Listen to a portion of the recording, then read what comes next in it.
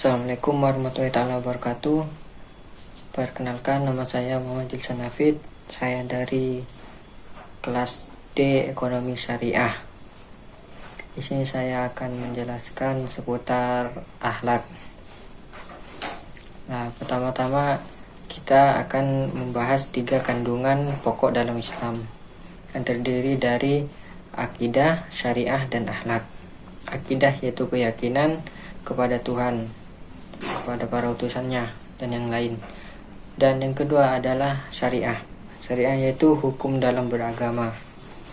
Yang ketiga baru akhlak, yaitu tingkah laku seseorang yang didorong oleh satu keinginan secara tidak sadar untuk melakukan hal yang baik. Akhlak juga merupakan hal utama yang paling diutamakan dalam kehidupan sehari-hari, dalam beragama, dalam berkeluarga, itu pasti akhlak digunakan. Dan Rasulullah pernah bersabda, "Innama bu'itsu liutammima makarimal akhlak." Sesungguhnya saya, Rasulullah, itu diutus untuk menyempurnakan akhlak. Karena apa? Karena akhlak menjadi tolak ukur penilaian seseorang terhadap diri kita. Mengenai itu, ruang lingkup akhlak, saya akan menjelaskan ruang lingkup akhlak. Ruang lingkup akhlak itu ada kurang lebih 6. Yang pertama itu kepada Allah, kepada Tuhan. Akhlak kita kepada Sang Pencipta. Yang pertama, kita harus taat beribadah, berzikir, berdoa, tawakal. Nah, dalam tawakal ini kita pasrah, bukan maksudnya pasrah malas-malasan terus berpasrah, bukan. Kita harus bekerja, tetap bekerja, tapi kita harus pasrah terhadap nilai dari pekerjaan kita.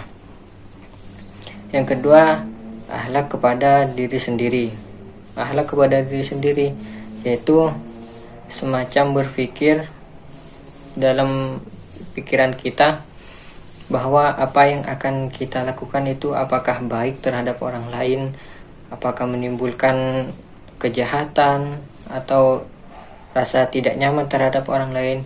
Nah, itu termasuk akhlak kepada diri sendiri. Akhlak kepada keluarga. Akhlak kepada keluarga ini seperti kepada orang tua, kepada kerabat yang lainnya. Misalnya kepada orang tua, kita harus tunduk kepada orang tua.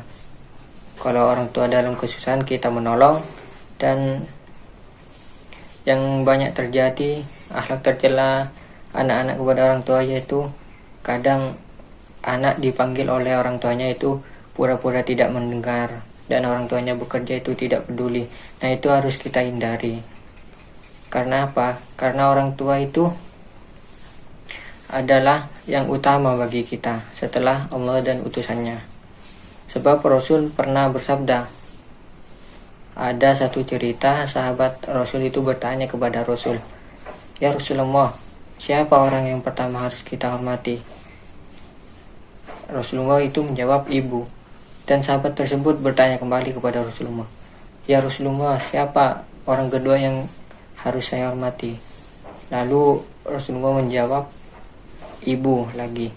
Yang ketiga, bertanya lagi sahabat tersebut dengan pertanyaan yang sama. Nah, Rasulullah juga menjawab dengan jawaban yang sama. Baru keempat kalinya itu sahabat bertanya lagi, Rasulullah menjawab adalah ayah. Nah, dari hal itu maka adalah keluarga, terutama ayah dan ibu, harus kita hormati. Tidak boleh membangkang kepada orang tua. Yang keempat, akhlak kepada tetangga. Nah, kita hidup di dunia ini sebagai makhluk sosial, pasti bertetangga. Nah, dalam bertetangga ini kita harus saling tolong menolong, loyal, saling sapa, tidak boleh acuh. Jika satu keluarga yang lain, satu tetangga yang lain membutuhkan bantuan kita harus siap membantunya.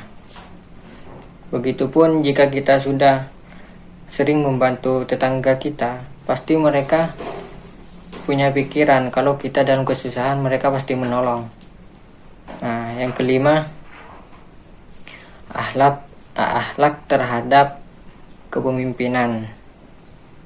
Akhlak terhadap kepemimpinan yaitu misalnya kita dulu dari bawah ya, dari masyarakat, dari rakyat maksudnya. Kita harus menerima pemimpin kita apa adanya. Jika pemimpin kita ada yang salah, kita doakan saja. Semoga cepat diluruskan oleh Allah. Dan misalnya akhlak kita sebagai pemimpin, kita harus sadar yang memilih kita untuk jadi pemimpin itu adalah rakyat. Maka setidaknya kita harus berperilaku baiklah terhadap rakyat-rakyat. Tidak korupsi, tidak manipulasi uang gitu. Pokoknya semua bantuan misalnya harus berjalan lancar. Yang terakhir, akhlak terhadap lingkungan. Nah, akhlak terhadap lingkungan itu sangat dibutuhkan sekali. Karena sekarang sudah banyak pembangunan. Banyak tanah yang udah menjadi gedung. Jika akhlak kita terhadap lingkungan itu rendah, maka yang terjadi seperti banjir. Lah, itu dampak dari kurangnya akhlak kita terhadap lingkungan. Akhlak terhadap lingkungan ini dapat kita lakukan dengan cara buang sampah pada tempatnya, tidak suka menebang pohon yang akhirnya akan disia-siakan. Nah, mungkin itu dari saya. Wassalamualaikum warahmatullahi wabarakatuh.